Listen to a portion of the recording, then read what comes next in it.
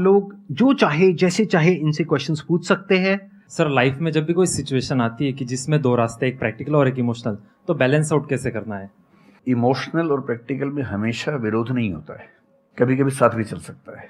और सिर्फ इमोशनल कुछ नहीं होता, सिर्फ प्रैक्टिकल कुछ नहीं होता, प्रपोर्शन का डिफरेंस होता है। जब इमोशंस आपके दिमाग पर बहुत हावी हों तो फैसला करने से बचना चाहिए, स्पेशली बड़ा फैसला। छोटा तो ठीक है कि आपके दोस्त ने कहा कि दोस्त नहीं एक फिल्म नहीं देखेगा मेरे साथ, आप इमोशनल हो जाके देख ली फिल्म, क्या हो गया, कोई नुकसान नहीं होगा।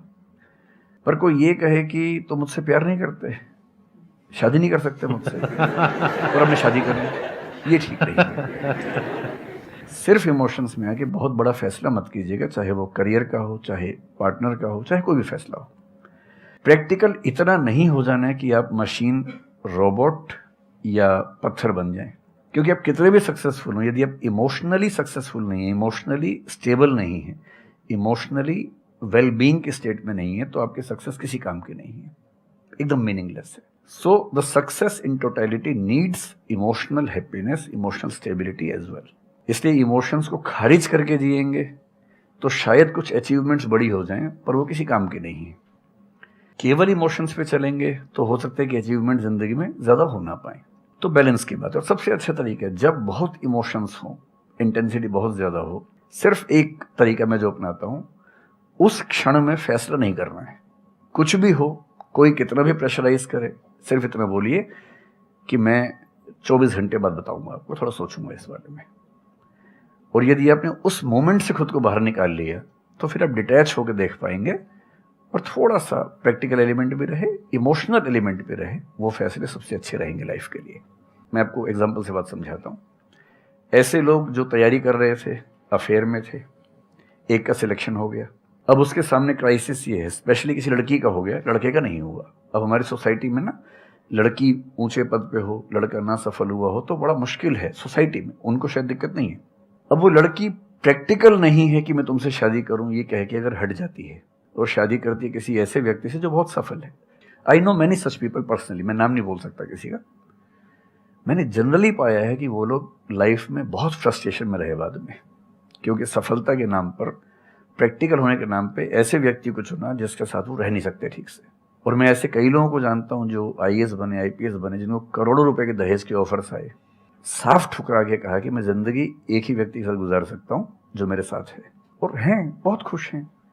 अब कोई कह सकता है उनके परिवार में कि इसने प्रैक्टिकल फैसला नहीं किया, इमोशनल फैसला किया, पर अल्टीमेटली किसी चीज की वैल्यू क्या है? आपकी लाइफ बेहतर हो।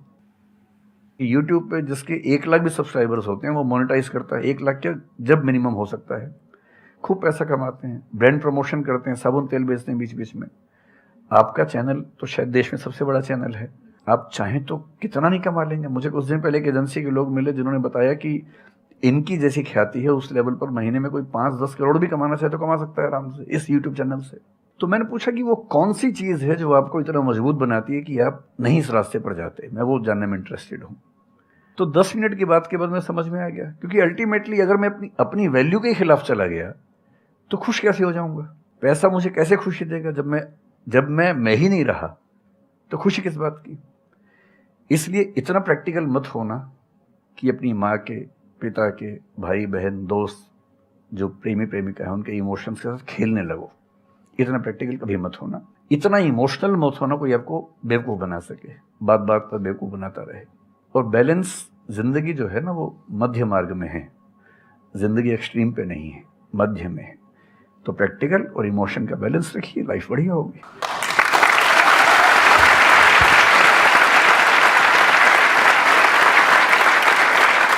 आपने सर इतने अच्छे से एक्सप्लेन किया, मेरे पास में कुछ है ही नहीं बोलने के लिए।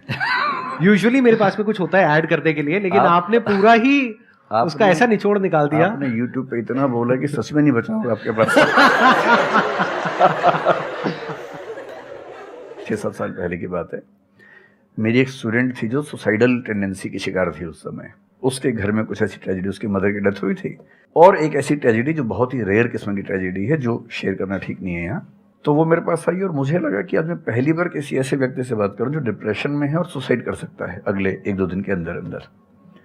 अब मैं परेशान था कि मैं कैसे मैनेज करूं, और मुझे मोटिवेशन की ऐसी जानकारी उस समय तो बिल्कुल नहीं थी, बाद में थोड़ा बहुत पढ़ा। तो मैंने उससे कहा कि अच्छा तुम घर जाओ, मैं कुछ देखता हूँ। फिर मैं घर गया, नेट पे सर्च करना शुरू किया। करते करते मुझे आपका एक वीडियो मिल गया, अनस्टॉपेबल शायद कुछ आपने एक वो बनाया था उस समय। तो मैंने वो थोड़ा सा देखा 10 मिनट का। मुझे लगा कि ये जो है ना, ये इंजेक्शन है किसी मतलब डिप्रेस्ड व्यक्ति को तुरंत मोटिवेट करने के लिए। तो मुझे ध्यान है कि मैंने उसको वीडियो का लिंक भेजा। मैंने कहा देखो, ज़िंदगी अपने रास्ते पे चलेगी, ठीक हो जाएगी। जब जब मूड ऐसा हो, बहुत डिप्रेसिंग हो, सुसाइडल मन करे, उस समय वीडियो देखना ध्यान से, और कम से कम उस बुरे फेज से बाहर निकल जाओगी। और फिर मैंने वो वीडियो अपने फैमिली में भी 2-3 बच्चों को भेजा, जो जो बच्चे उस क्राइसिस में होते थे। तो मैं बहुत थैंकफुल हूँ उन सब बच्चों की जान बचाने में क्या आपकी बात कर बड़ी भूमिका है। Thank you so much sir, it means a lot to me. ये तो आपने बहुत बड़ी बात कह दी सर, मेरे लिए बहुत बड़ी बात है ये। नहीं, कई बच्चों की जान बचाई होगी आपने ज़रूर। जो वो एक मोमेंट होता है, उस मोमेंट में कोई बचा ले तो लोग बच जाते हैं, वो मोमेंट क्रॉस हो जाए तो फिर चीज़ें